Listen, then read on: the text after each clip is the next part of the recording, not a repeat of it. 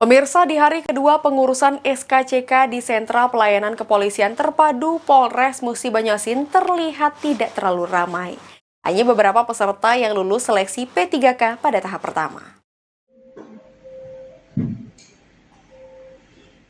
Di hari kedua pengurusan berkas bagi peserta yang lulus P3K di Musi Banyuasin yang ingin mengurus SKCK di Polres Musi Banyuasin tampak sepi. Terlihat dari pantauan tim PAL TV, hanya ada beberapa peserta saja yang datang Sentra Pelayanan Terpadu Polres Musi Banyuasin pada hari kedua Selasa 7 Januari 2025.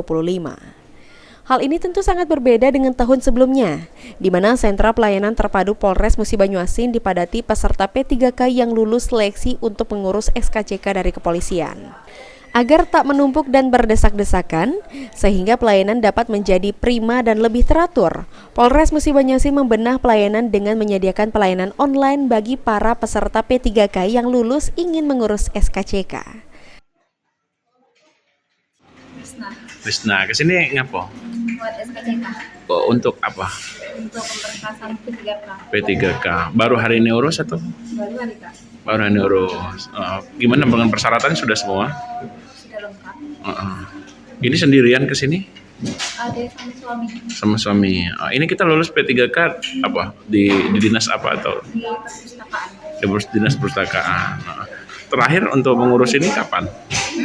Terakhir untuk mengurus ini kapan batas?